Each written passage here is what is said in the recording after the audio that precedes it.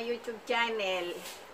Pagkatapos ng vlog ko kay Aling Marta guys, dito naman uli ako sa pananahe. Pajama po ito.